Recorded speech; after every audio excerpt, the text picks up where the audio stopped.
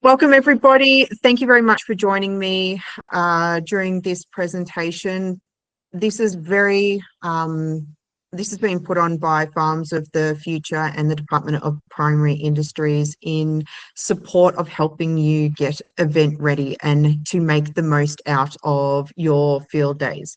So the way that I've done this presentation, I want it to be really practical, and this can be replicated for any field days, but I want you to start thinking about things a little bit differently, and not just looking at the field day in isolation, but looking at the pre-event, the event day, and post-event as well.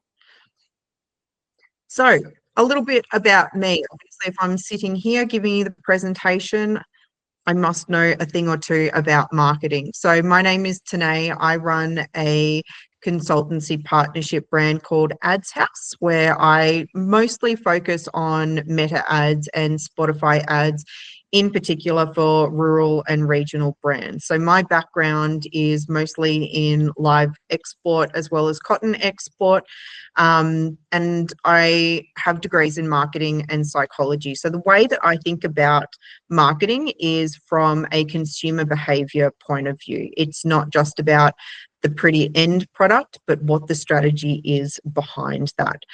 I'm very much a big believer in education and not gatekeeping things. I came from agencies that were very cloaked with why they do things and how they do things. I want this to be a really practical webinar to help you with that support that you need.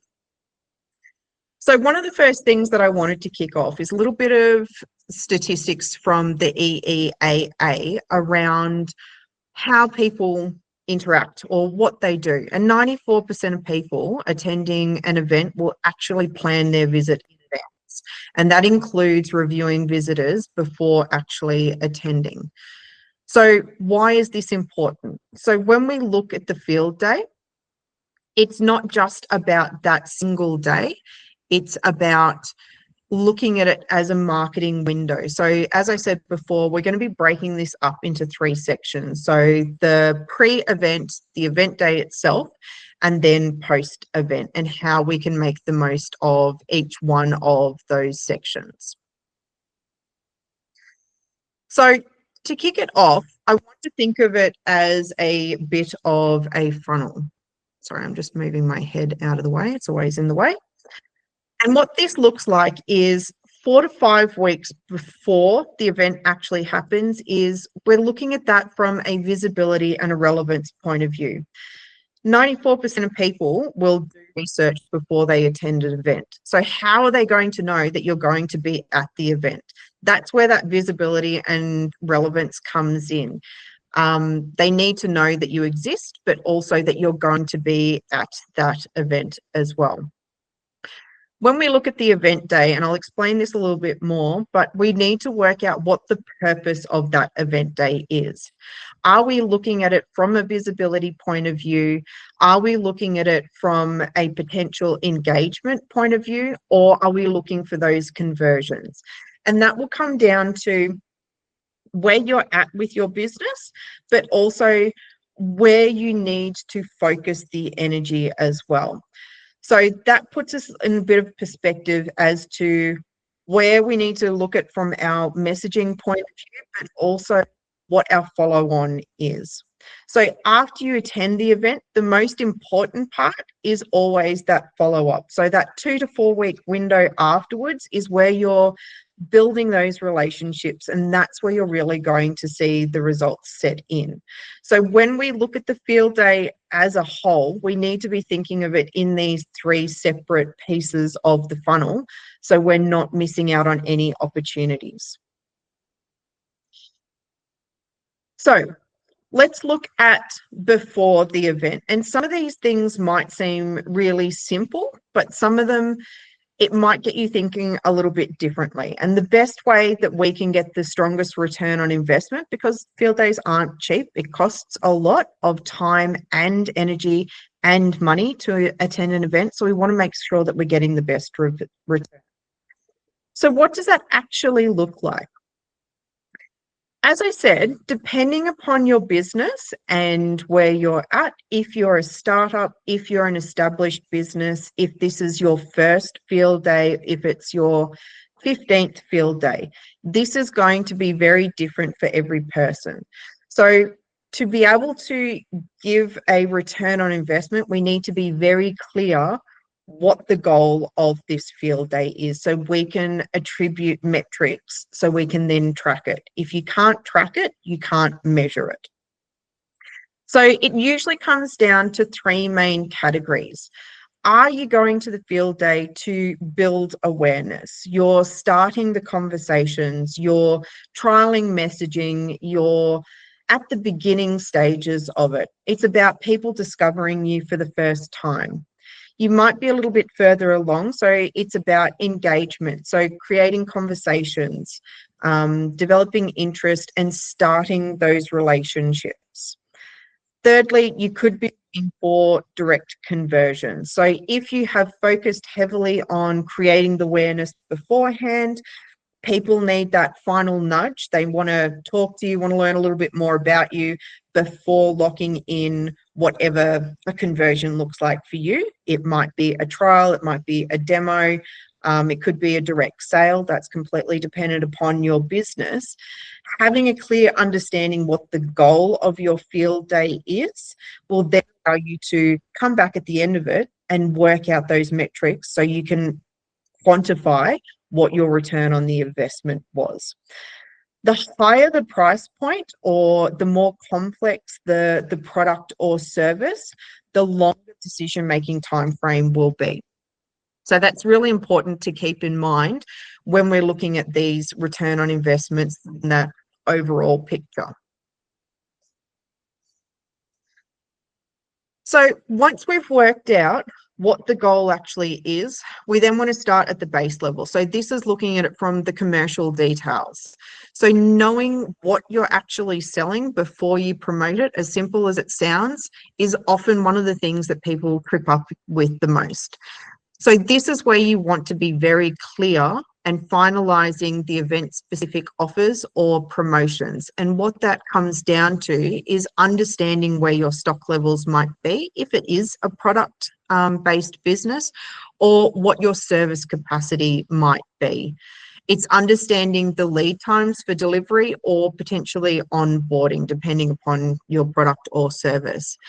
But not just that, it's also ensuring if you have a team, not everybody does, but if you have a team, making sure that you're aligning your internal teams so the messaging matches what the reality is. There is nothing worse than over-promising and then under-delivering. So spending some time at this grassroots level and really being clear on what your capacity looks like before the event will mean that there'll be less confusion going through.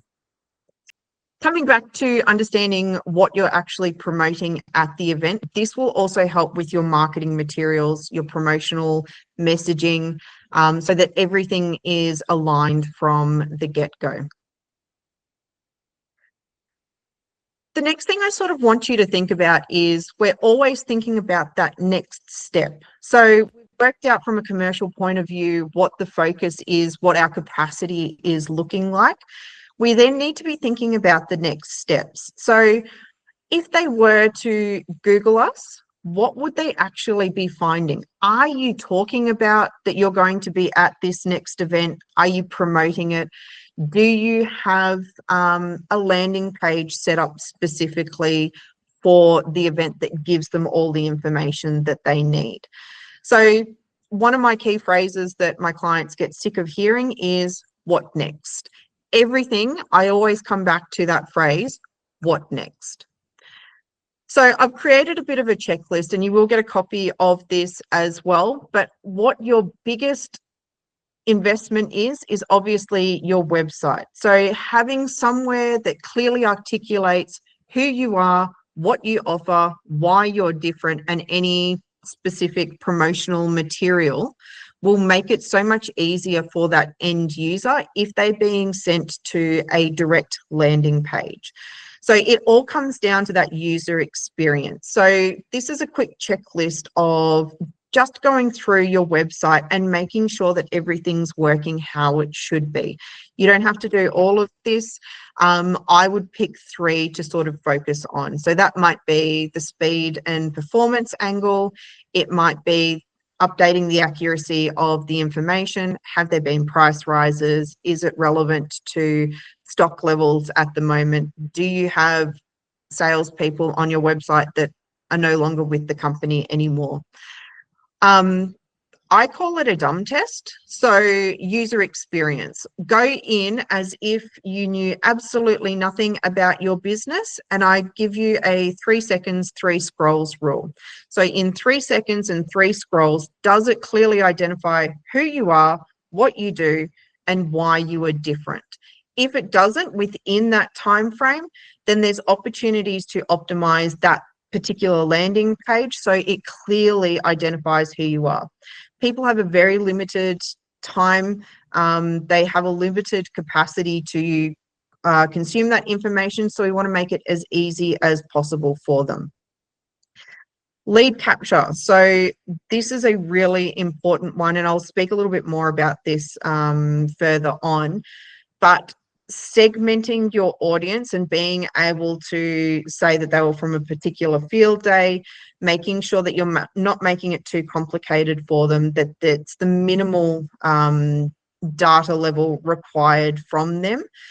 Less is more in this instance, but also making sure that you can segment them and pull out people who attended at a particular field day also means that you can then personalize the information to them. It's more specific to the event that they've actually attended. Field day specific prep. As I said, if possible, having a dedicated landing page, it all comes back to that user experience. So if you can condense all that information and put it on a single page, it makes it a lot easier for that end user. If you want one clear goal, which might be a lead capture, they can consume the information. It gives them any specific details about that limited offer or promotion to do with the field day. And it gives them one clear action to take to fill in whatever details it is that you need. It might be booking in a call or whatever that might be. But it all comes down to user experience and making it as simple as possible for that end user to give you the information that you need. And then finally, it's about tracking and measurement. So having things like Google Analytics installed on your website, UTM links and QR codes. This is a secret passion of mine, and I will be talking about this next as well. So if you don't know what a UTM link is, that's okay. And making sure that you're able to track conversions or inquiries as well. Something as simple as having a thank you page once they land on a website makes your tracking so much easier. UTM tags. So UTM actually stands for Urchin Tracking Module. Nothing fancy. It happened to be the company that developed this little tag that was then purchased by Google later on. So a UTM tag is one of the most underutilized ways of tracking. And it gives you so much opportunity to get a direct return on particularly printed flyers or banners and things like that. So one of the biggest things that I see, particularly in field days, when not as much is on the digital side, it's more physical conversations or QR codes or flyers, whatever it might be, is how do I actually track that? How do I track and contribute what the traffic was or what the result was to the investment that I had to outlay for that? And it comes down to having a UTM tag. So what this is, it doesn't change the path that the person is going to go to, but I like to think of it as if you're at an airport and there are all the luggages that come in from people and we don't know where they're going to. That little code or that barcode that goes on each of those suitcases, that is similar to what a UTM does. So it will then tell us, okay, this traffic, for example, came from this flyer at this event. It can be used on print media and it can also be used digitally as well. So when we're looking at email campaigns, when we're looking at social media posts, QR codes, digital brochures, online paid ads, SMS, or event registrations. So what does it actually look like? Now that if you haven't used these before, you'll start noticing, particularly when you click on like a Google ad, if you're Googling something, it'll have a longer URL at the top. And it actually breaks it into sections so we can identify where it came from. So this is my website here. The UTM source is telling me printed. The UTM medium is saying it's a flyer. And the UTM campaign is Big Tech, Big Ideas 2026. So what this is giving me is information that that person who has gone to my website, they have scanned a QR code. It was a printed flyer and it came from this event. So something as just simply adding this to your QR code gives you a lot more insights from a data gathering point of view at. So it just means that rather than just seeing an uptick in traffic to your website or conversions, it gives us a little bit more insight as to which items are working the most for you. So it allows you to redeploy your focus into those marketing activities that you know are driving traffic. Another thing that it sort of gives us insights to is, okay, if I'm seeing a lot of traffic on my website coming from this flyer, what actions are they actually taking? How long are they spending on the website? Where are they actually going? And how long until they take that next step? So it's all about collecting that data and building that profile to give us more clarity and transparency around the actions that people take. As I said, the decision-making timeframe will differ for each business based on what their product or service is. So having an understanding of, okay, it usually takes a consumer X amount of time from awareness to booking in a call or something like that, it then allows you to adapt your marketing to better suit that time frame based on where they are at. The other thing that I like to look at as well is what are people actually saying? Let's have a look at the testimonials. What are people saying in your emails or the queries that are coming up? People commenting on your socials or on forums, things like that. So having an understanding of the questions means that you can weave that into your marketing material and answer those potential barriers before they become barriers to the next step.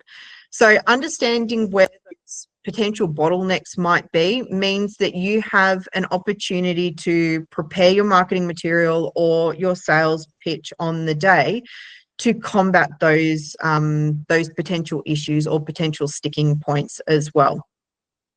The more information that you gather, the more you're able to adapt your marketing material to better suit what they need at that point. And this comes back to those three categories that I mentioned before, where it comes down to awareness, engagement, or conversions, and understanding where they are at that point. So wrapping up before the event summary, you really need to be clear on what it is that you're offering. And that comes down to the commercial side, but also how you're going to be presenting it, making it easy for people to find you. So make sure that you're letting people know that you're going to be at that event. That might come down to social media posts, emailing your database. It could be linking out with PR publications, things like that, to get the word out there, to let people know that you're actually going to be at the event. And then also it comes down to planning, what's the follow-up? Where are we directing people? Is it going to be that dedicated landing page? And what actions do we want them to take so we have more clarity when it comes to the event itself? Before I pop on to at the event, do we have any questions so far? Please feel free to take your mic off and ask any questions.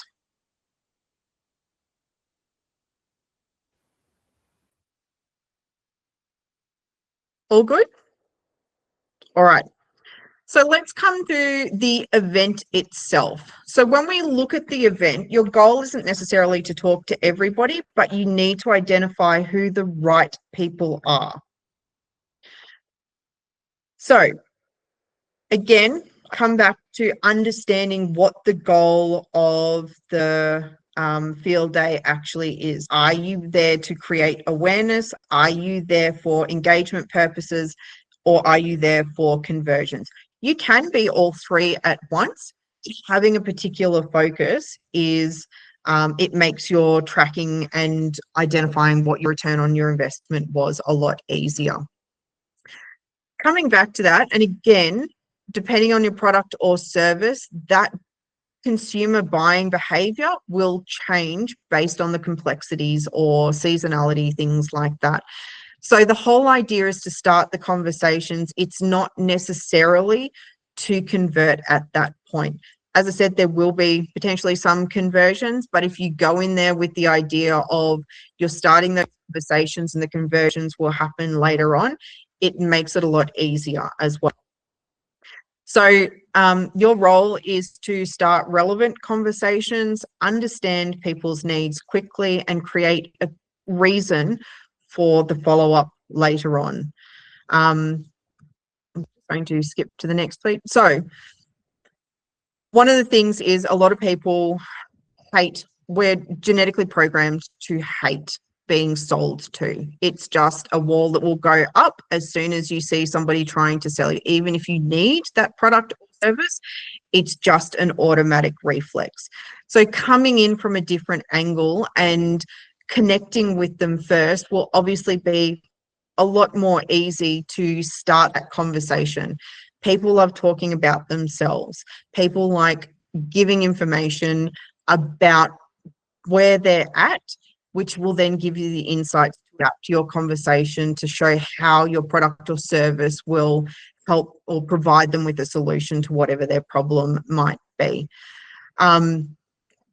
Visuals are really important. Not everybody will necessarily come up to your stand. So if not, if we're looking at the visual aspect of your stand, is it clear what the outcomes are? Not just the product. We haven't necessarily got to the product itself as yet, but what is the product or service that you're offering and what solution does it solve? If I was to walk past the stall, does it clearly visually identify that?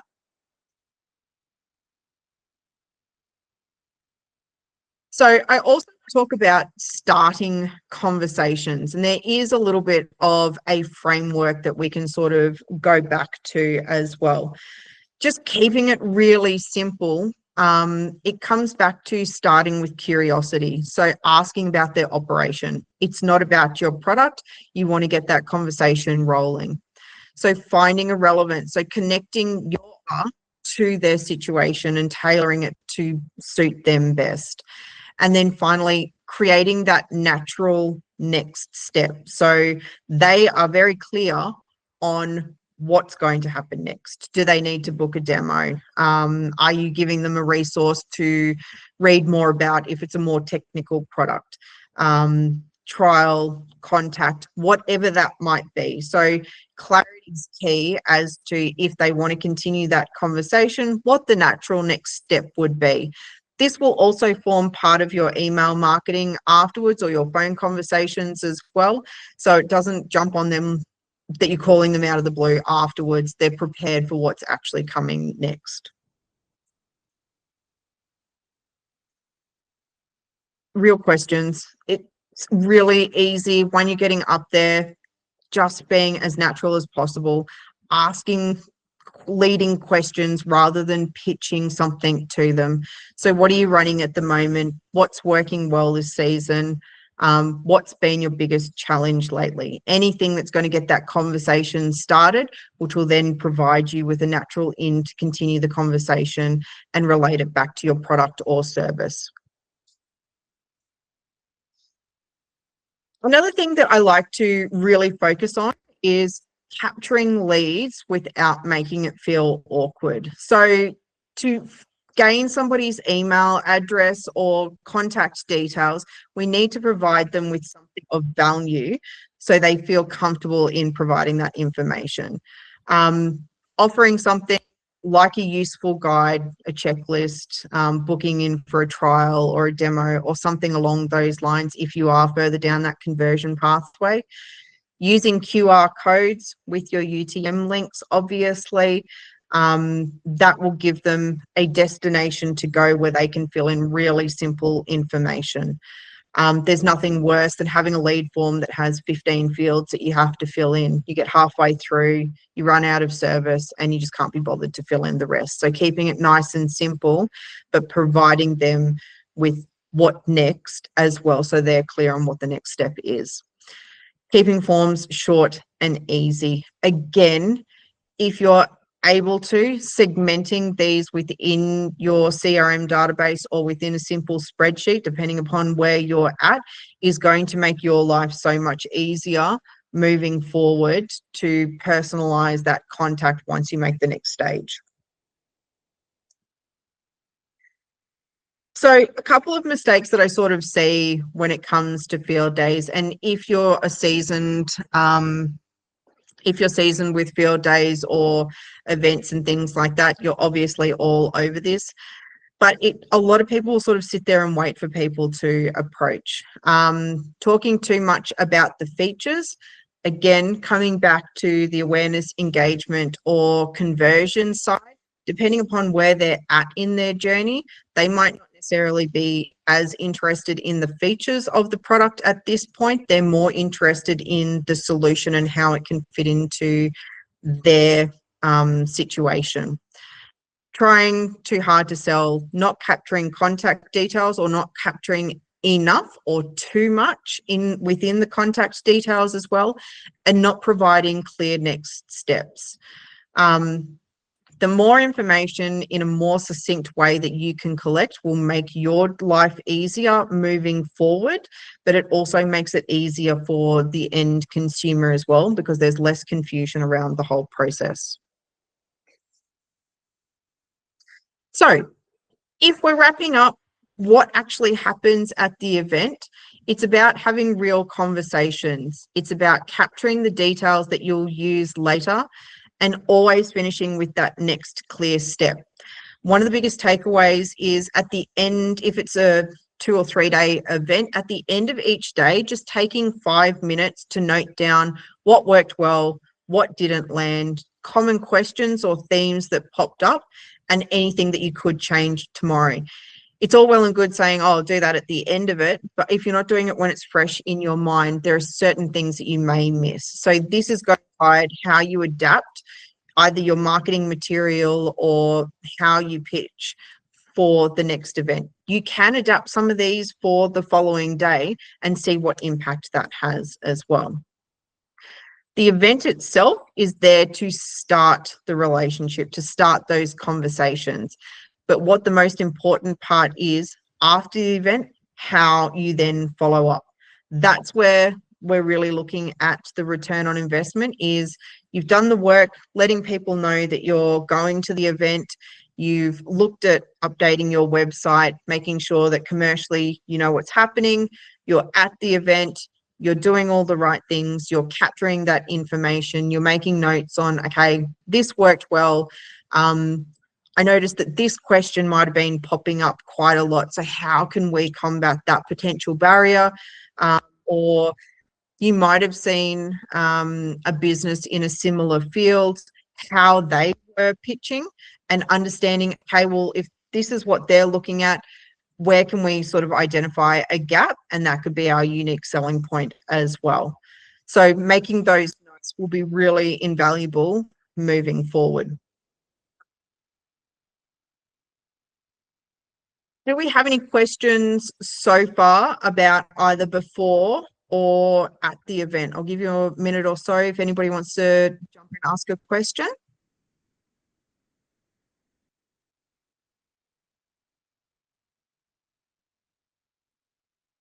I don't bite, I promise. All right. So let's talk about after the event. So this is where the analysis comes in, and this is where we're really trying to work out what is the return on investment.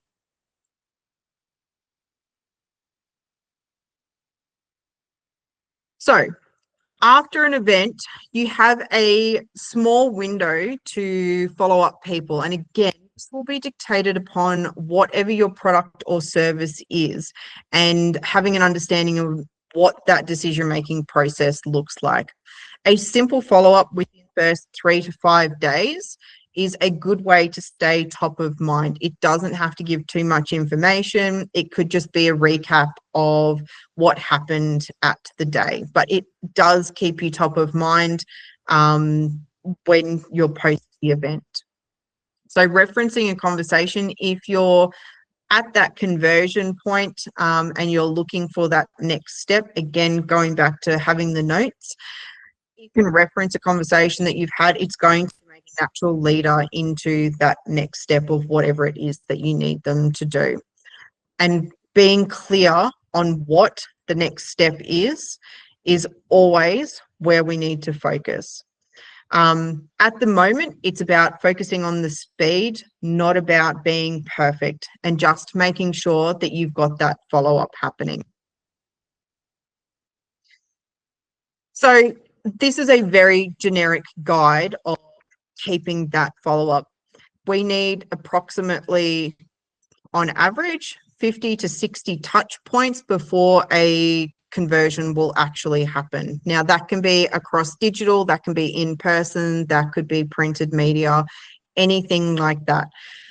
Now that we have more options and more opportunities to look at competition, to look at what is available in the market to solve whatever problem that it is, it's about making sure that we have those touch points in place. And this can be adapted based on that decision-making process or what you've seen historically.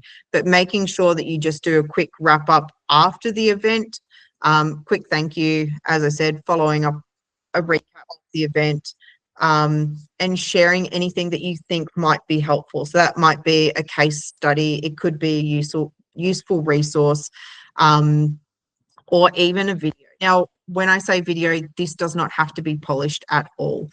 The more organic and raw videos will usually get the best engagement, because people are over perfectly polished, pristine content. Even if you're taking a quick video at the stall, at the wrap up, that's going to hit a lot harder than if you go back and have a perfectly edited video. So coming back, we want to also touch base within the first week. You might answer some of those questions that popped up during the day. They might have been questions that end user might have had, but they didn't ask. So this was, again, we're looking at those barriers to conversion and how we can combat those. And then after that, you just want to have a invitation to what the next step is. If that's booking in a call, if that's booking in demo, whatever it might be, again, reinforcing what that next step is. If this needs to be extended based on whatever your buyer's decision-making timeframe is, then that's completely fine.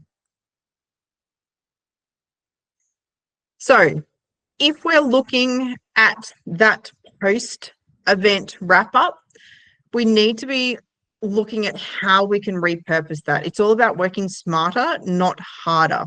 So when you're at the event itself, and I should have mentioned this back then, but you want to be taking content. You want to be taking pictures of the stall. You want to be taking pictures of your staff talking or interacting, videos, things like that. So you can be on your socials whilst you're at the event, but also that provides you with content post the event that you could use in your emails, that you could use in your social media, anything along those lines. Content is one of the biggest barriers, but it's the way that people connect, and it's a way that they will visually recognize your brand and the event that it was at. It will also give you an opportunity to repurpose that, as I said, in your emails, in your social media. So identifying problems that you heard repeatedly is a really good way to circle back to the event, what you were seeing, how you can combat that as well, and highlighting what people were actually excited about. It might have been a feature that they didn't necessarily know about, but it triggers them to go and do some further analysis or gather some further information about that. As I said, taking content on the day is going to be a small but really impactful marketing exercise for you. So keep showing up after particularly on socials.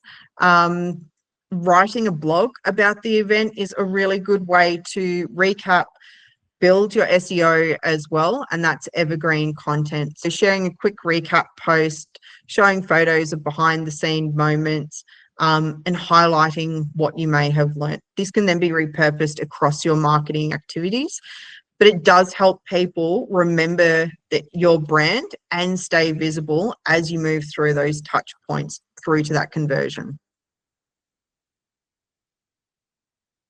So you've done the pre-work, you've attended the event. So how do you actually work out if the event was worth it? What was your return on investment?